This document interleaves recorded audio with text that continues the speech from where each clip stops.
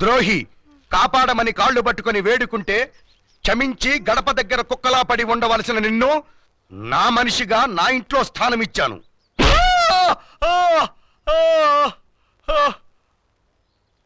రేయ్, ఇంకా నీలాంటి వాళ్ళు మా ఊళ్ళో ఎందరున్నారో చెప్పరా?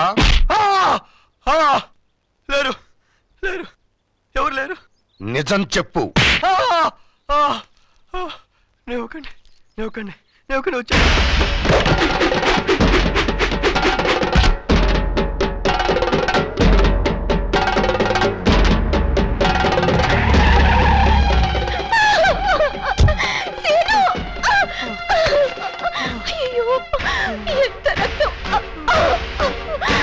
సుమా,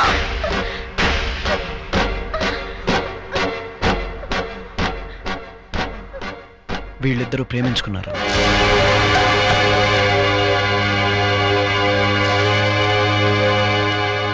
ఈ విషయం నీకు తెలిసి కూడా ఇన్నాళ్ళు నాతో చెప్పకుండా దాచిపెట్టావన్నమాట.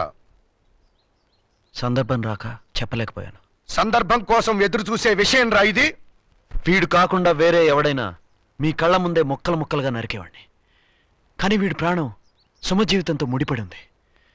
ఏం జరిగినా నష్టపోయేది మన చెల్లె అన్నయ్య. కానీ కుమార్ చందుల చావు కారణం వీడు. వీణ్ణి విడిచిపెట్టేది లేదు. అన్నయ్య, వదిలేయమంటావా? సీతయ్యను గాంధీగా మారిపోయి రెండో చెంప చూపించమంటావా? నా విషయంలో ఓడిపోయిన ప్రేమని చెల్లెల విషయంలో నిలబెడతాన్ని మాటిచ్చా అన్నయ్య. తమ్ముడు, పుట్టుకతోనే ఏ మనిషి దుర్మార్గుడు కాదన్నయ్య. అలాగే వీడు కూడా నీ మీద పగతో పుట్టలేదు. నిన్ను చంపటానికే వాడి తల్లిదండ్రులు వీడిని కనలేదు. ప్రతి మనిషి తప్పు చేయడం సహజం. ఆ తప్పుని సరిదిద్దుకునే అవకాశం ఇవ్వడం పెద్దగా నీ ధర్మం.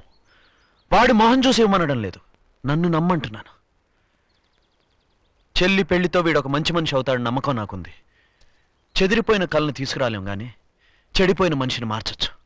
వీడిని తప్పకుండా మార్చి చూపిస్తాను. ఏమిట్రా వీణ్ణి మార్చేది? వీణ్ణి నమ్మి ఇప్పటికే చాలా నష్టపోయాం. అన్నిటికన్నా ముందు మన చెల్లె మనసు కోల్పోయాం. వీడు కలుపు మొక్కరా, తీసి పారేయాలే గాని వరి మొక్కను చేయలేం.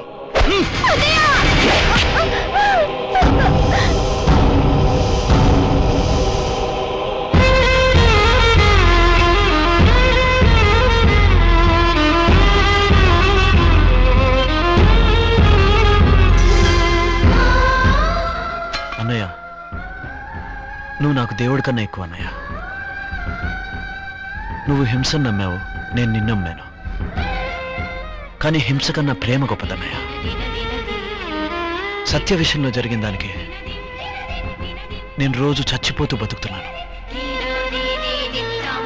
సుమ జీవితం నా జీవితంలా కాకూడదని ఇలా మాట్లాడుతున్నాను తప్ప వేరే ఉద్దేశం కాదు. నేను నీకు వ్యతిరేకిని కాదు. నాకు ఒక్క అవకాశం అన్నయ్య.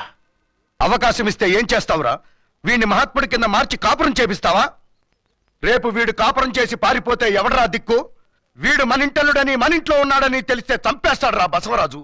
అప్పుడు జీవితాంతం తాను విధవరాలుగా బ్రతకాల్సి వస్తుంది. ఎటు చూసినా వీడు బ్రతికే అర్హత లేదు. వీడిని చంపాల్సిందే. అన్నయ్య, నిన్ను ఒకే ఒక ప్రశ్న అడుగుతాను. మనం హత్యలు చేయలేదు,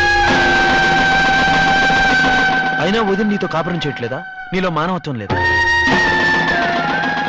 అలాగే మన చెల్లెల కోసం ఒకే ఒక్క అవకాశం ఇవ్వన్నయ్య.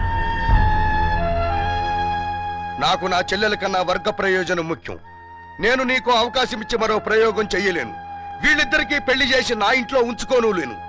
ఒకవేళ నువ్వు చెయ్యాలనుకుంటే చేసుకోవచ్చు, కానీ నా ఇంట్లో ఉండటానికి వీల్లేదు.